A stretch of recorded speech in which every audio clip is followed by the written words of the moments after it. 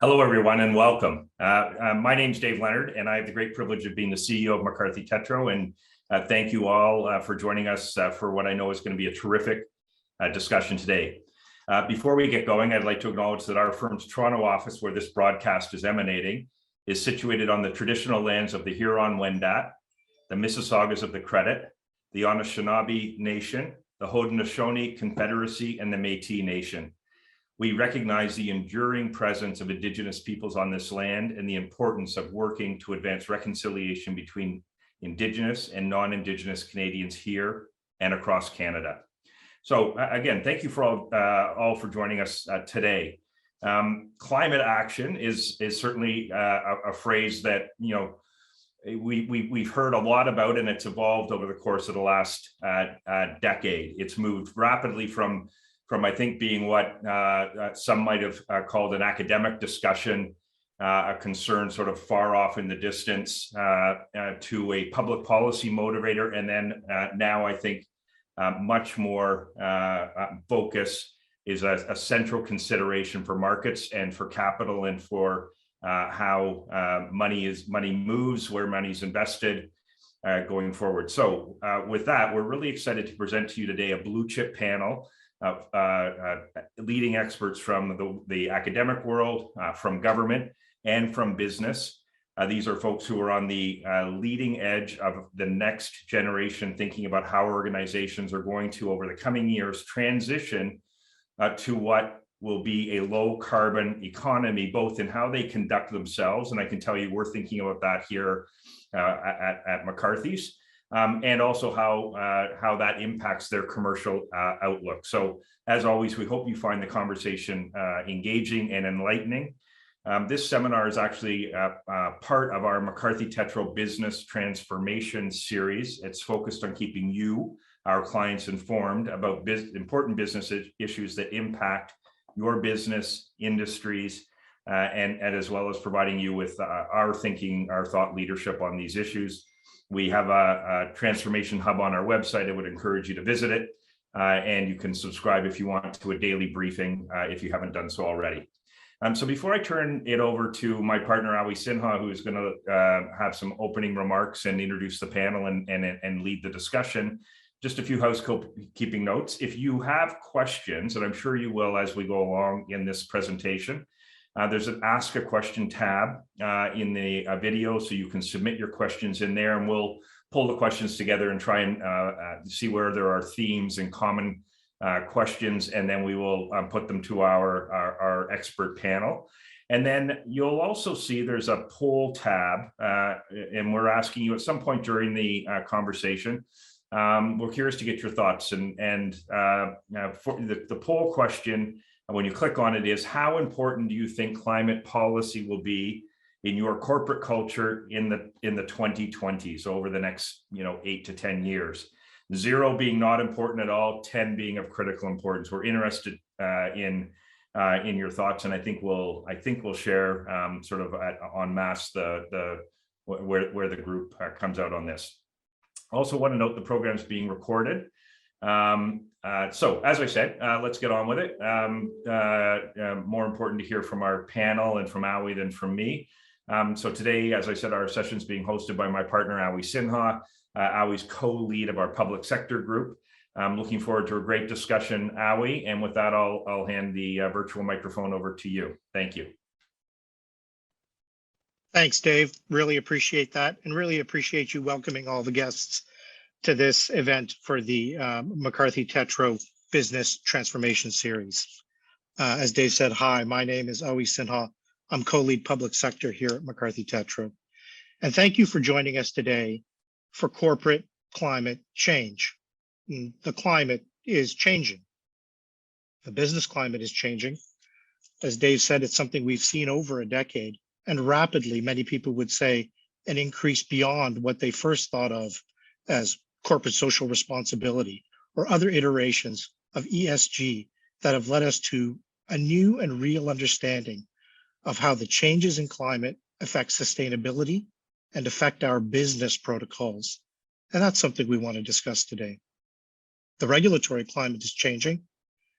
More and more issues that were back burner propositions or back of the platform propositions a decade ago now lead the charge and define what social policy will be, not only in terms of political positioning, but in terms of real regulatory action that demands responsibility and cooperation from corporate citizens and governments alike. The cultural climate is changing. The acceptability of climate change and climate action as a driver, not only for political, but for business interests, has become an accepted reality, a common thread of business analysis. We're far past the days where thinking about whether climate change is a real thing was a hippie notion that stayed out of the mainstream. It's arguably definitive of the mainstream now, and therefore it is a real question with which we have to grapple. And to try to grapple with it, to see whether it's a burden or whether it's a boon or an opportunity, and how your business can find a way to make itself evolve with the climate. We have a Jedi Council to lead us through this strange new world. Professor Monica Gattinger is the director of the Institute of Science, Society, and Policy at the University of Ottawa. And her research in this area is cutting edge with respect to the changes in markets and fundamental and social values with respect to climate change as it affects policy and market decisions. Monica, it's a real pleasure to have you here today. Thank Susannah you, Pierce. Susannah Pierce is the president and country chair of a scrappy little startup called Shell Canada. And Shell's trying to find its way in this complicated space, particularly because Monica is also the GM Renewables and Energy Solutions Canada. We're really looking forward to talking about that corporate journey. Hi, Susannah.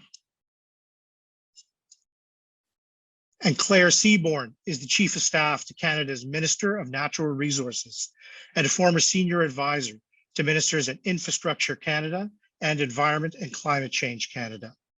She is also as I know personally, a tough charging lawyer, a policy pusher, and her own person, which is why her comments here today did not speak for Minister Wilkinson or the Government of Canada. But I'm sure that is not going to limit the conversation at all. Thank you all very much for joining us today. Let me jump right in and let me start with you, Susannah. Shell's an iconic Canadian company, and for more than 100 years, it's been a standard bearer of the petroleum sector, a natural resources sector that's made the proud history of Canada.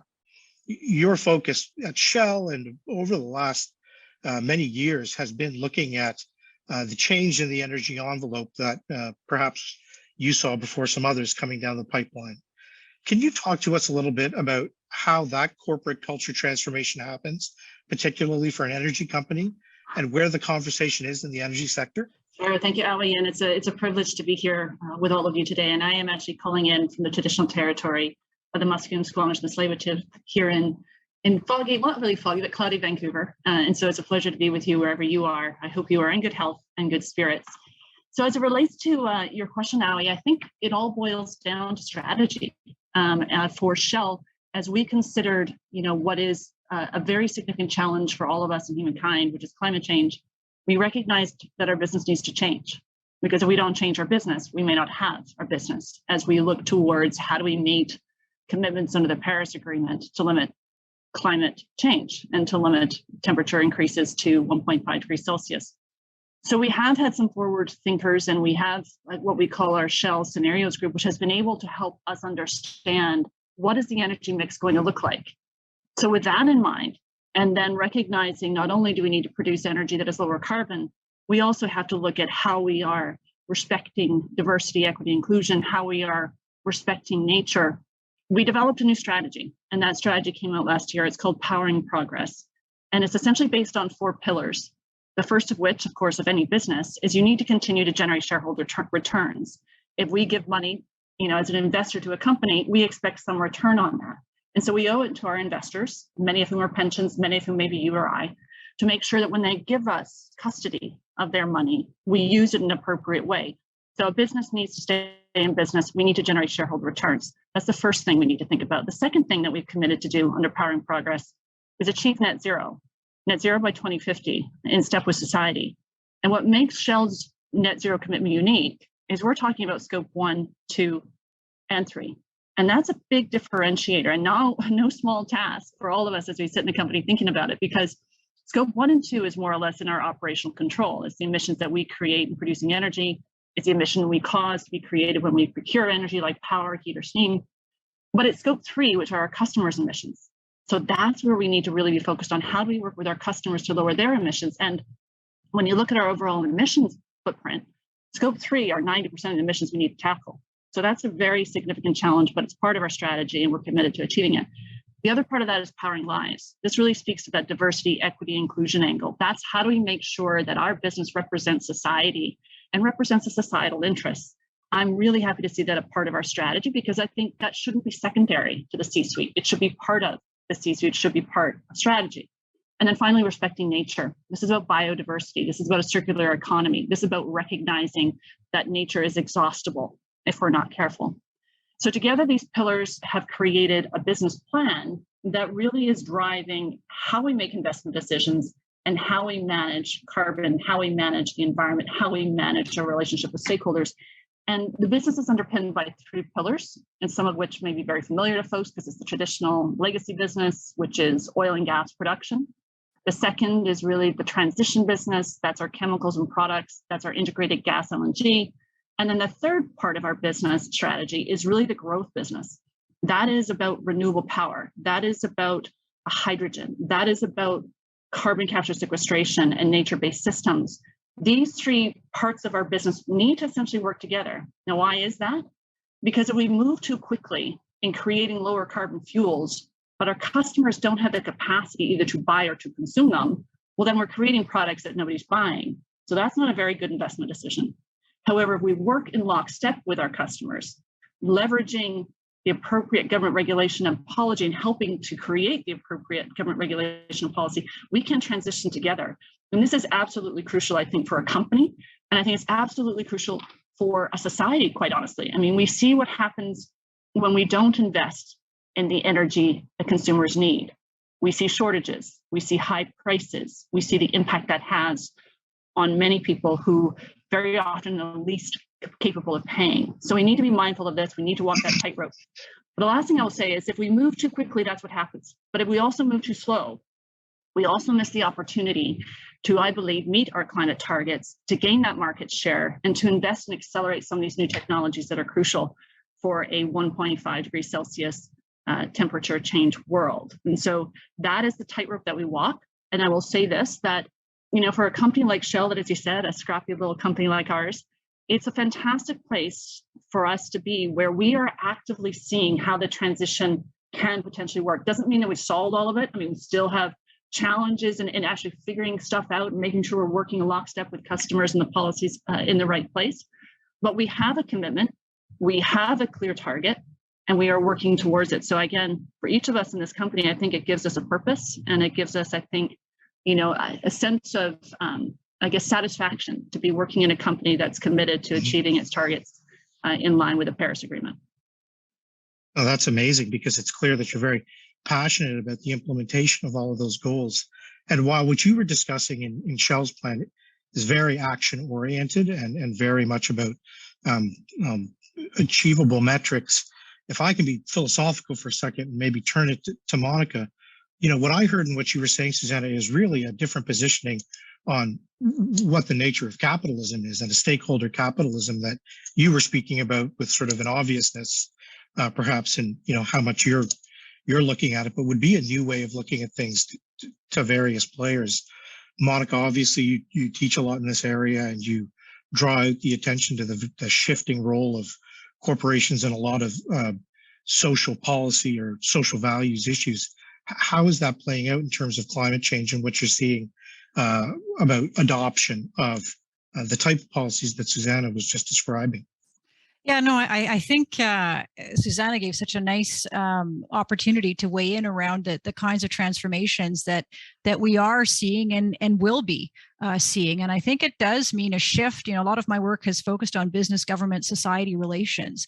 And, I would argue that at no time are we seeing a greater need for collaboration between business, government, and society, and among, within the business sector, and within and among governments, and also in society. I think, one of the things that we often hear is the kind of the notion that corporate Canada is resisting change on this. And I would say that has not been my experience to date.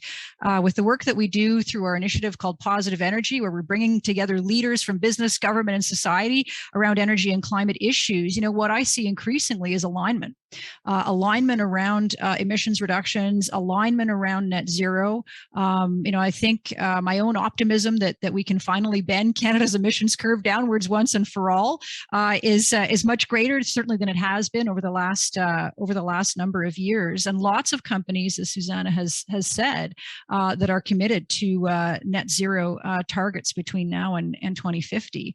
But I think sometimes, and this is where I'll maybe just raise a few things that we might want to chat about, is that I think we're now really moving from the what to the how of all of this. So there's greater alignment on the what, and I think there are occasions where when companies raise, questions around the how, sometimes that's interpreted as not being committed to the goal. And I think that is actually a bit problematic, because many folks, I cut my teeth in energy. I come at these issues as somebody who is interested in energy policy and regulation. And so when I contemplate the transformation of our energy systems and economies that we're talking about with net zero by 2050, this is, a transition the likes of which arguably is unprecedented in both scale and in pace. So when you've got energy companies and others coming forward and saying, okay, but what about this part? How's that going to work? Or we need to kind of think about how are we going to make this work in the context of our existing regulatory frameworks? We're going to need to reform things. Sometimes that's interpreted as, foot dragging. And I think we need to reframe our thinking about that, because there's no question to my mind that companies are increasingly aligning on this, but where they're going with their thinking is, how do we actually do this now? How do we position ourselves? How do we transform ourselves, both in domestic and global contexts? Like, there are lots of drivers, as Susannah mentioned, and Aoi, as you mentioned, on the finance front, on the consumer front, on the policy front, but there's also a lot of uncertainty, right? On the policy front, on the political front, whether or not some of the changes companies make, whether those will be recognized, whether there will be a premium for them in markets and the like. And a lot of this then comes back to, and I'll pick up on something Susannah said, corporate strategy. It's corporate strategy and it's corporate culture. And that business transformation that, yes, is going to be about reducing emissions, but is really fundamentally rethinking the value proposition of the company. When I hear Susannah say scope 3, that's about, how does Shell help its customers to reduce their emissions, which is a very different value proposition than what we've heard coming out of companies previously. And I think increasingly we are going to see this need for and desire for collaboration within the business sector, with governments and with society to undertake and be successful around a transformation, the likes of which arguably are unprecedented. Well, that's fantastic. It's a fantastic point of view about changing our thinking about, as people want to try to reframe their approach to how they adopt climate into their corporate culture and business culture. There has to be an openness to being able to ask and be vulnerable about not knowing exactly what the path is. But you talked about the collaboration that was needed, Monica, and that's why with representatives from the business, academic, and government policy sphere, we're here at McCarthy's House of Collaboration and Social Policy. And so I thought I'd like to turn to Claire Seaborn. Claire, short of it being watermarked on the paper on which the mandate letters for ministers in the most recent cabinet were written, the clarity of taking climate action could not have been more embedded across government. I think that's an uncontroversial thing to say. Maybe you could give us a look at how that plays out in terms of the practicality of not only government regulation, but government conduct as you're seeing it day to day.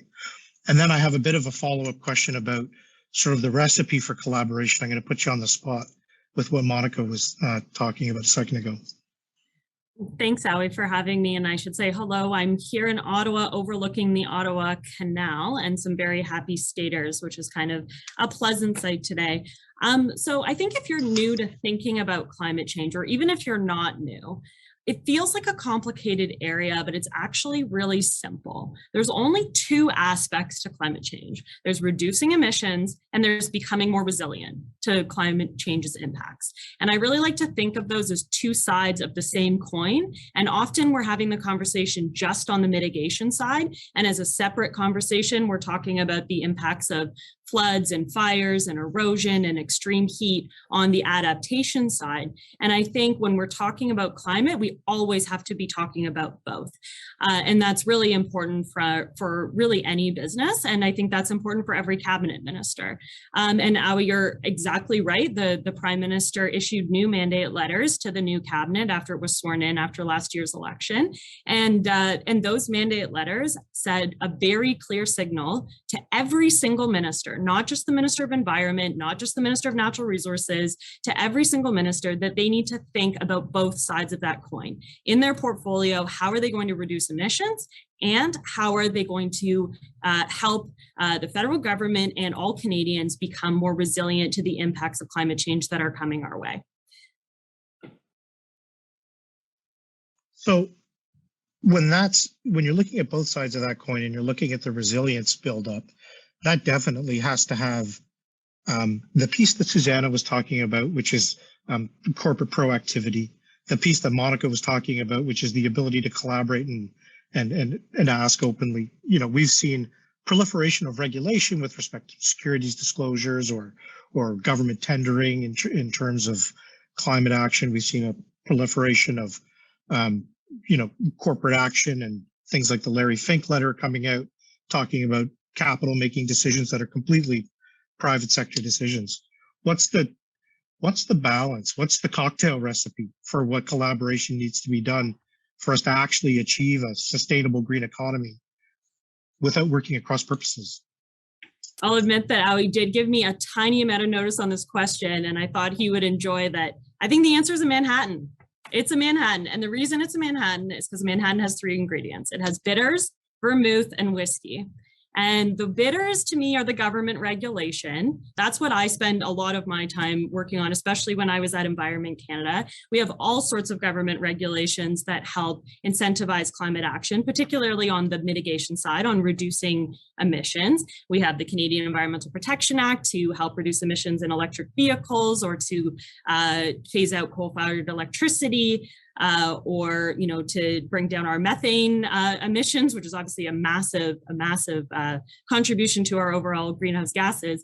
We have a national carbon pricing system. I have to give a shout out to the federal government's win at the Supreme Court of Canada, which was obviously very rewarding for many people last year. But the thing is that not all of those bitters are actually bitter in the sense that they spur innovation. So having a national carbon price, while it is a regulatory tool, it's one that's designed to actually create growth and to create opportunities. And actually a lot of the things that Susannah is talking about, the carbon price is there, whether we're talking about the fuel charge or the system for industrial emitters, to actually spur innovation and create jobs and create opportunities.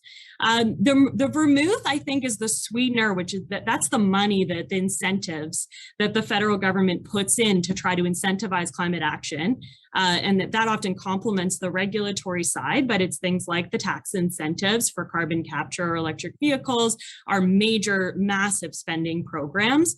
The Net Zero Accelerator is probably one of the largest, $8 billion through Industry Canada, but we have spending programs to incentivize zero emission buses, for renewable energy through our department here at NRCan. And actually we added it up, and in the last climate plan, it's over $100 billion of federal incentives that we're putting out there, and they're really strategic. They're in specific areas of the economy, and to balance those balance those bidders to try to get to the right mix. And then of course I had to give the whiskey to the private sector, and that's the private sector market-driven forces that are largely outside of the federal government's control.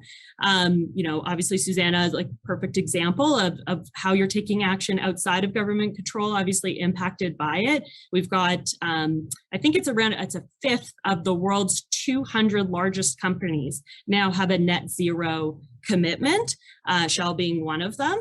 But the private sector is taking action on its own as well. And so I think finding that balance between those three things, it's not easy. And at the federal level, we really have to take a big picture. We have to look at it nationally. We have to look at the international impacts. We also have to look region by region within Canada, how that cocktail sort of impacts each region. And we have to look by sector because when we're reducing emissions, we're looking at each of the sectors of the economy and where we can drive down reductions to get to Canada's overall target. Anyway, I'll stop there, but hopefully that answers your question, Aoi, and hopefully we can go out for a Manhattan sometime soon. That would be great, Claire. No, that summarizes it very nicely. That climate policy sounds delicious. Susannah, what do you take from? What do you take from? Claire quite rightly mentioned a lot of different levels, particularly geographic levels, right at the end there within Canada.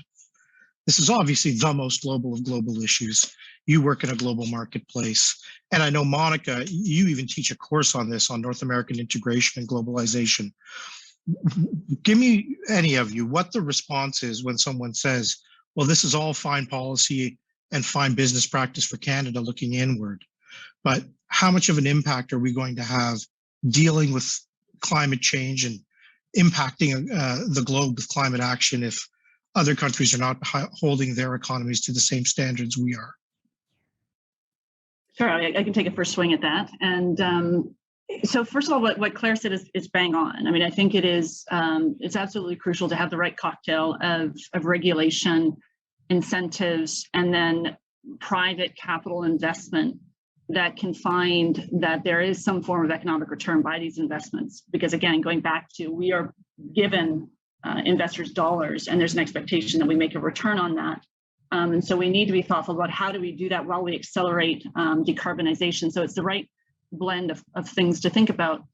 As it relates to the international context around that, while we are thinking about domestic policy, obviously we need to be concerned about how some of that domestic policy may or may not impact our global competitiveness. So if we find in one country, we are not able, as a result of potentially regulation, costs, and a whole stack of things, that are germane to investments in Canada, if we find that if we're trade exposed, which oil and gas typically is, because we typically like to sell internationally, then that is a consideration for us as we think about, if we're applying policy here, does it essentially just shift that investment someplace else? And is that shift of investment someplace else a force for good or not? And a force for good could be, is it lower than emissions that might otherwise be produced in Canada? Are we losing the investment and increasing emissions by shifting that capital into someplace else? Right. Those are things that we need to keep in mind. That is why there's been a focus on trade exposed sector. And I think there continues to need to be. But at the same time, I think we all need to continue to look at how do we continuously look at driving competitive return while we are decarbonizing, because coming back to that customer question and coming back to the fact that technology is now enabling us to look at this even more transparently than ever before, we are seeing customers ask, well, where does this come from? What is the carbon intensity? What are some of the other ESG criteria that need to be a part of our purchasing decisions? And so I think we're in a place where we need to be mindful of being trade exposed. We also need to be mindful of what our customers are asking for. And I think, as was said, these green premiums, can you capture green premium because customers are actually looking for, that lower carbon product. And so that's something that we're actively exploring. I would say that as we think about, for example, the clean fuels regulation in Canada, as we think about policies to drive carbon capture sequestration, we can see the potential for a green premium, but that's something that needs to be managed as we look at our own individual business models. Well, that's a really interesting transformation point. And Monica, it fits in both with the globalization question, but also in terms of how we're doing things here. A question came in the chat from one of our viewers. How do you see Canada reframing its linear economy to a circular one especially with our current energy system structure. Monica, if I'm sort of looking at a galaxy analogy, what Susannah was just talking about there is the planet moving on its axis and a bunch of different planets moving all around the sun, arguably literally, given the topic.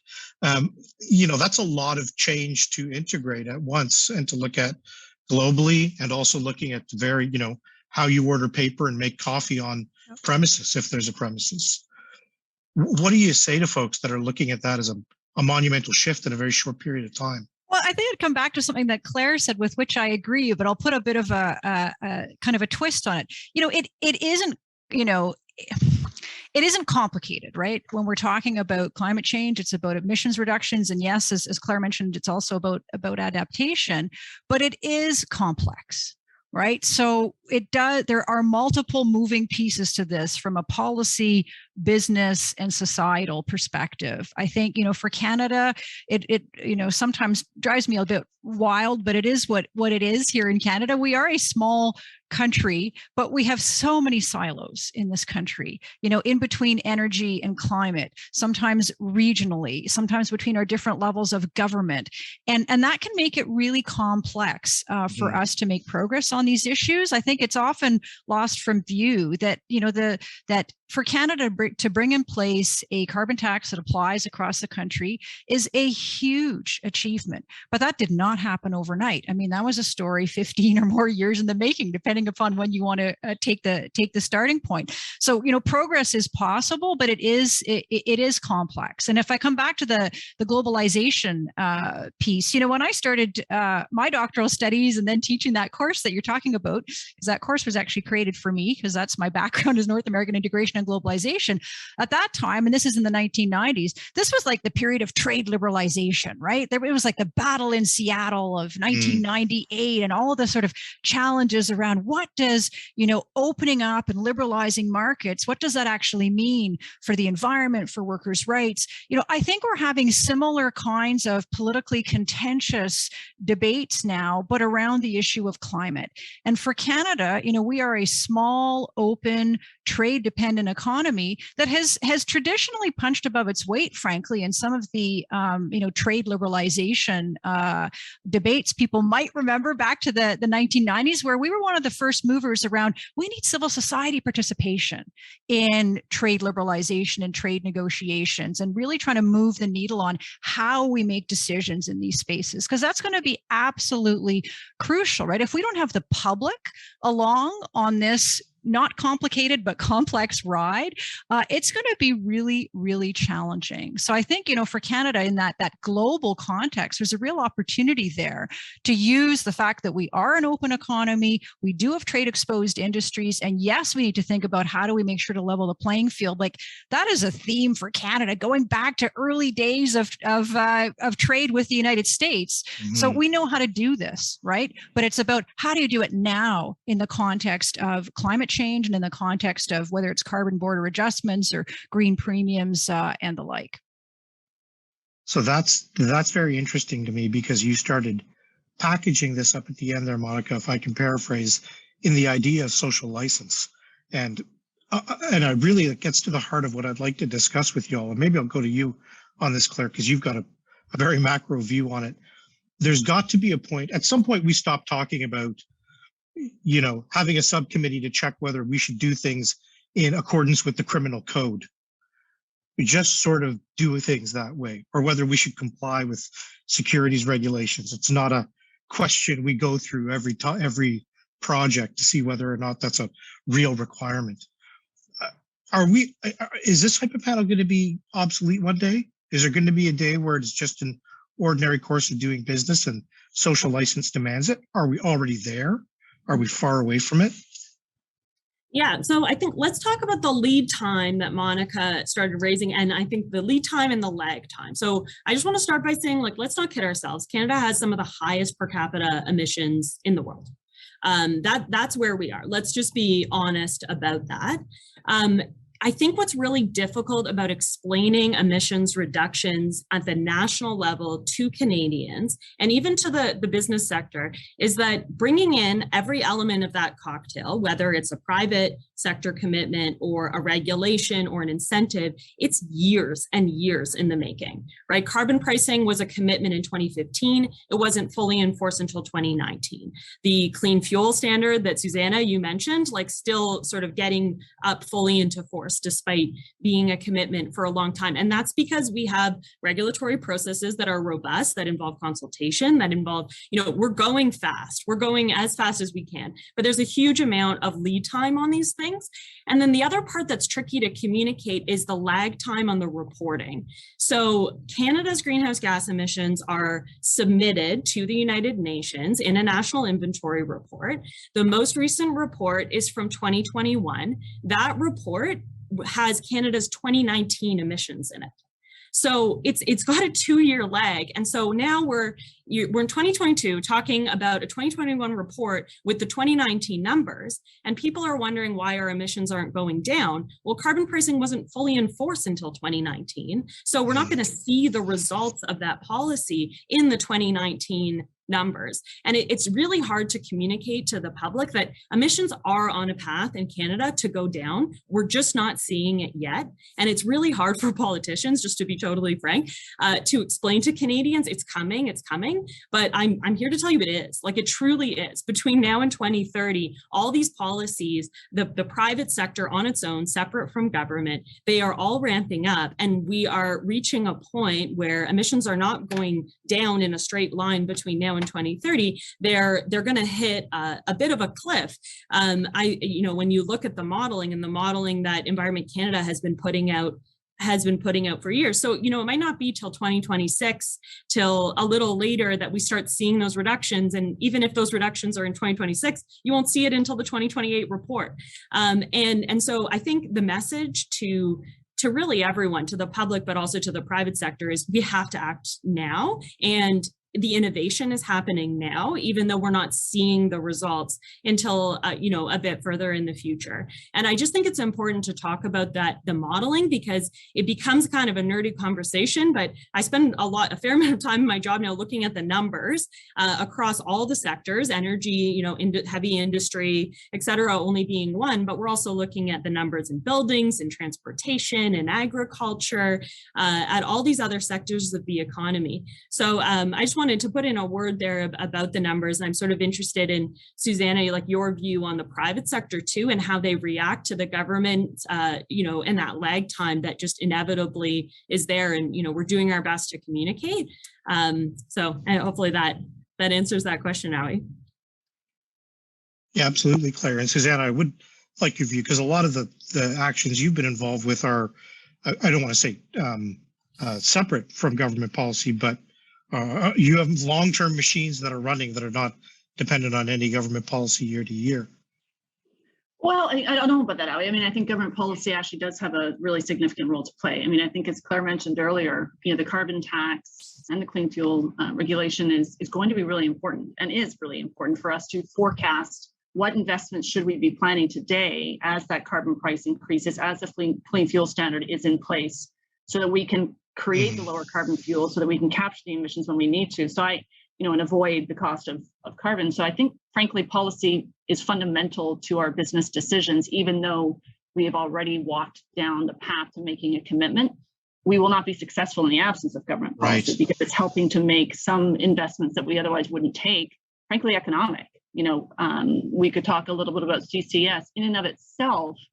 Banking on a carbon price at $170, the clean fuel standard, we can see a path where carbon capture sequestration could be economic, but there's still a great degree of uncertainty. And some of that has to do with the fact that, I hate to say it, but governments can change. All of a sudden, climate policy may change, or things don't pan out as we'd expected. Clean fuel standard and some of the crediting doesn't go according to the model we have. So there are things that I think, again, coming back to that cocktail, that can work together to help address that.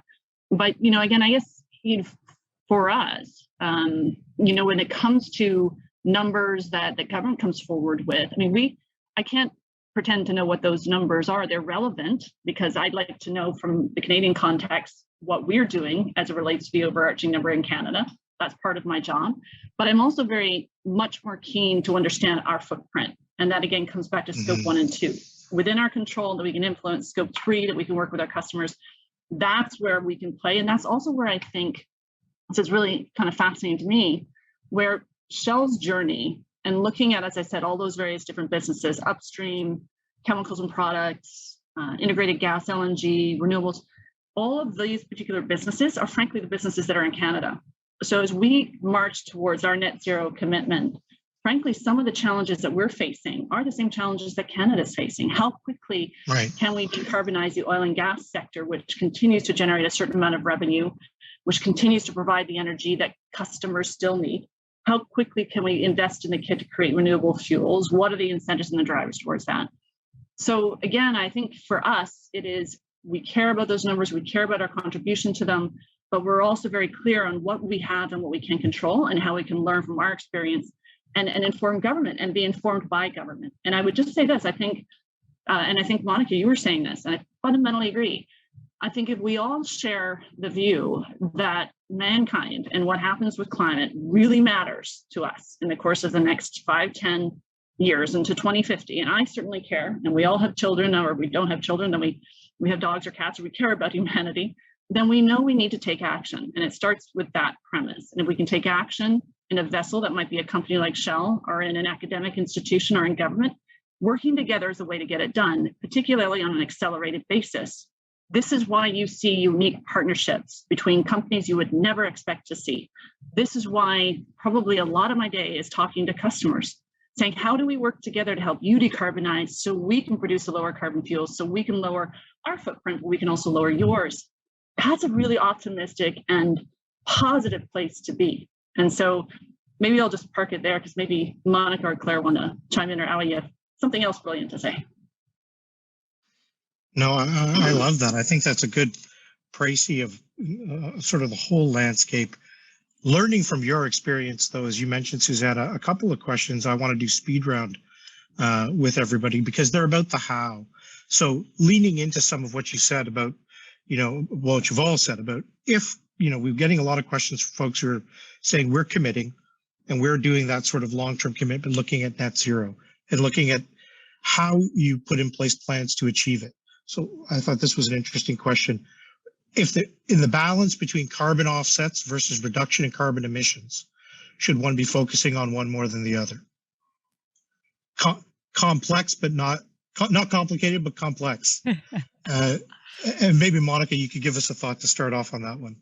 Well, I think, the answer to that at an individual company level probably varies from one corporation to another. But I think what it really points to is that there are multiple pathways to get to net zero. And, if you look at some of the collaborations that we're seeing between companies, and I'm thinking, for example, of the Pathways to Net Zero initiative of the oil sands majors, they intentionally used plural pathways with an S because there are multiple pathways. And I think it's going to be really crucial for us going forward. It's going to be about both offsets and reductions. If you look at the IEA's net zero report by 2050, I think, this is an area where, we're going to need all the tools in the toolkit, right? We're going to need all the technologies, all the different energy sources, if we're talking about the energy sector specifically, to really make the transformations that are going to be required. And I think sometimes,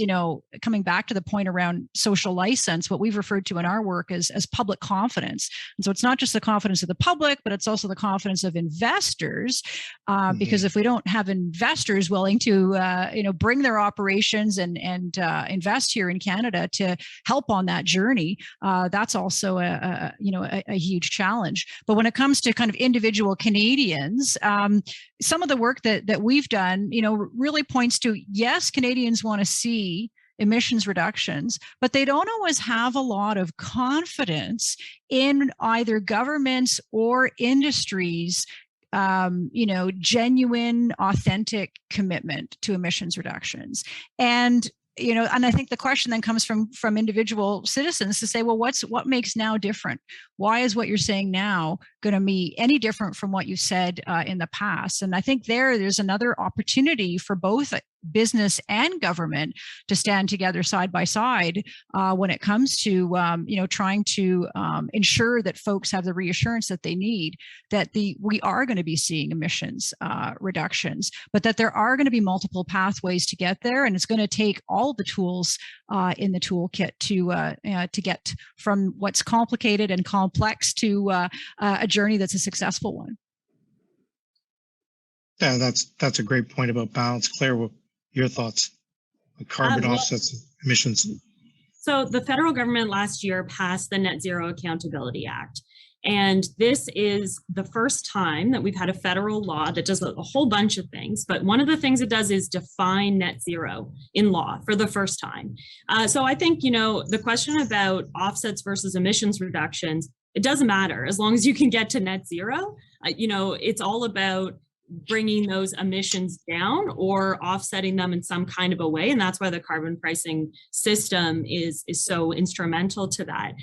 You've got some companies like Apple that are already net zero in their operations right now. It's obviously easier in some sectors than it is in others. But the next big step under the Net Zero Accountability Act is the first time that the federal government will be tabling in Parliament a emissions reduction plan. And they are now required legislatively, and this is sort of to the point about the future changes of governments for that plan, emissions reduction plan, to be tabled regularly going into the future. And I think that act actually creates a fair amount of certainty for folks, at least in terms of where we're at in our emissions reductions and in our strategy and a proper inventory and a proper forward-looking plan. So, I think for most sectors, you want to drive towards net zero as soon as possible, should really be the goal. And it's, again, not just because you want to fight climate change, it's because that's actually where the global economy is headed and that's where the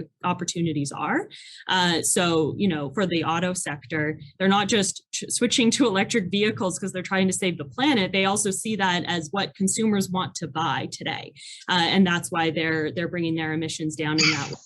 So anyway, I think it's an exciting moment to have the Net Zero Accountability Act now in law, and we're going to see over the next year and the coming years the impact that actually has at the highest level and how that trickles down across the whole country.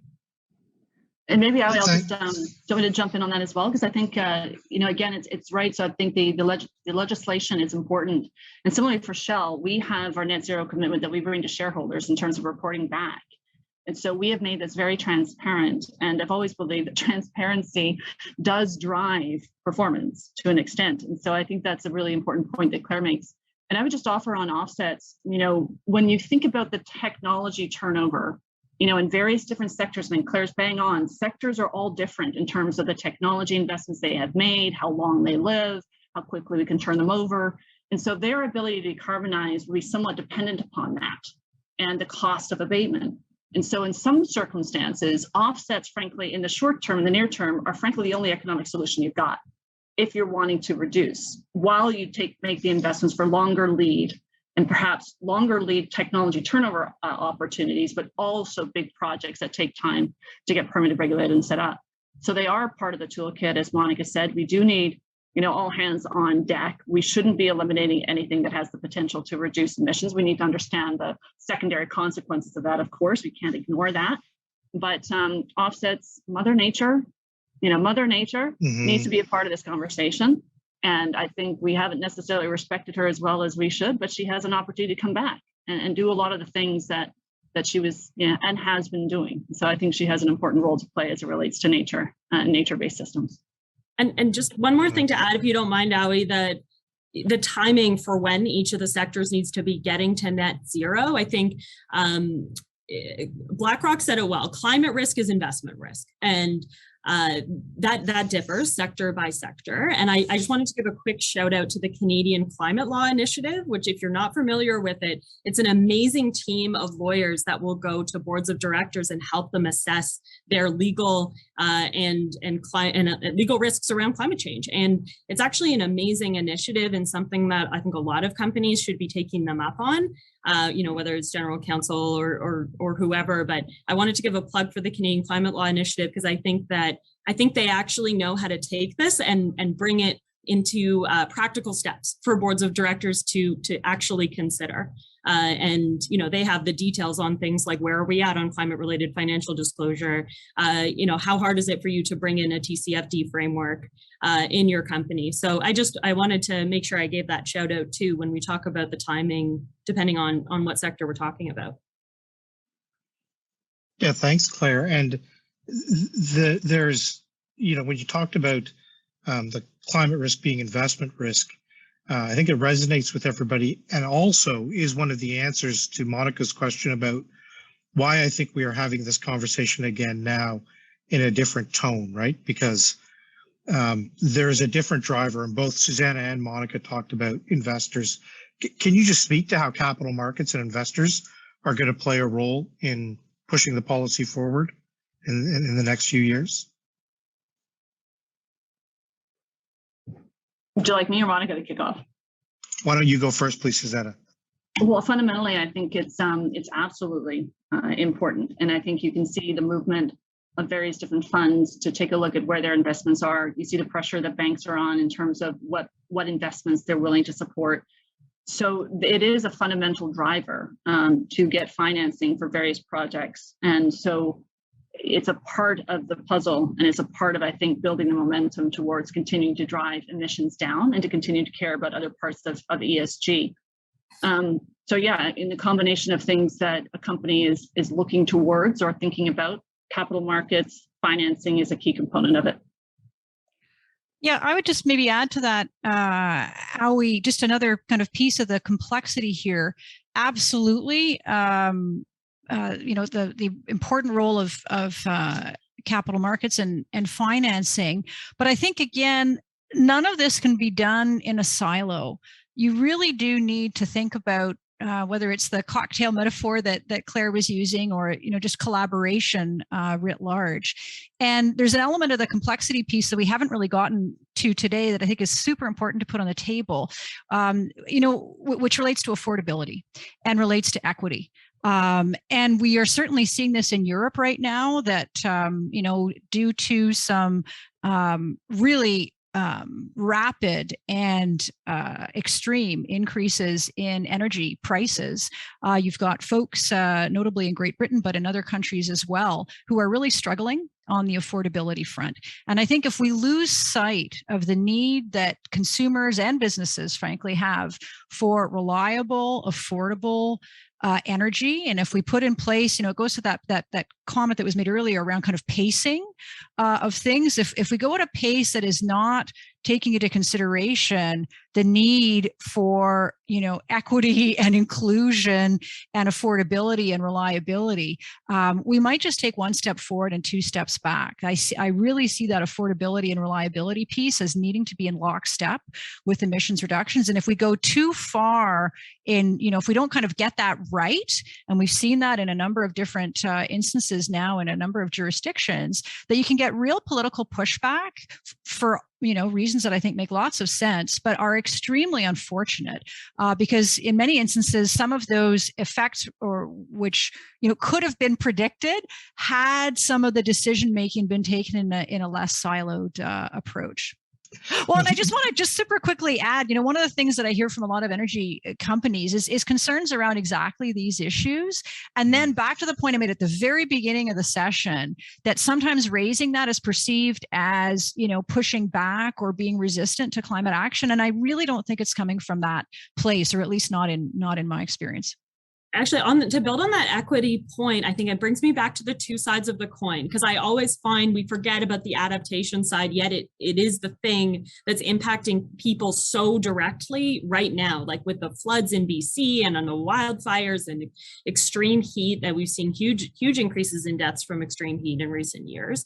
And there's a huge equity component to that. It's actually the most disadvantaged Canadians are the ones being hardest hit by the impacts of climate change. And they are also the ones that are really challenged with the affordability issues that climate action can present if it's not done in the right way. So I think that's a really good, I'm just really glad, Monica, that you brought that up, because we have to think about both sides of the coin and also think about who's most impacted by both sides of the coin. And that's obviously critical to the policy development, at least from the federal government's perspective, and at the provincial level too. So we talked a lot, everybody's talked a lot about the appearance of silos in different scenarios and the need to bring down those silos and have collaboration internally in organizations, internally in terms of the way corporate boards are thinking about this, and between different phases of society. As we come down to the last few minutes, we did a poll for all of our guests and asked them how important they thought climate action was going to be to their corporate culture in the 2020s.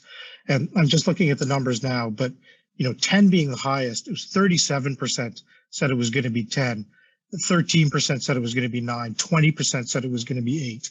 So, in the very, very important category, there's a lot of folks that are here and are already defining that as part of their journey. And as you said, Monica, it can be a struggle, and being open in our collaborative conversations about that struggle may help us get there. So in that spirit, in the last couple of minutes, maybe I'll ask you all, if you could say to a business interest that does see climate action as an important part of its corporate culture the next decade and beyond, as part of its strategy, what's the one thing you think they need to be doing to make sure that it integrates itself in a way that is part of their day-to-day business? And Susannah, I'll put you on the spot and start with you. Well, again, there's never one thing, but I do think first you need to start with where are your emissions coming from. You need to understand what emissions are you creating, what emissions are you do your business. Yeah. Essentially, yes. And, again, if you can start with that, and I think Claire has identified some resources that can help, from a legal perspective, but there's increasingly resources that can help you understand that. We even with Shell have something we call the Supplier Energy Transition Hub, so we can actually help our supply chain understand their emissions, so we have a better sense, again, of what emissions are we causing or are they causing. So starting to understand your footprint, and then starting to look at what do we need to change to bring it down. What are the regulations we can depend on, but what are the behaviors that we can change within each of us? And I think there's definitely behaviors that we need to change and be mindful of within each of us. I started taking the bus more. So that I wouldn't drive my car. I started doing things that would reduce my carbon footprint as a person.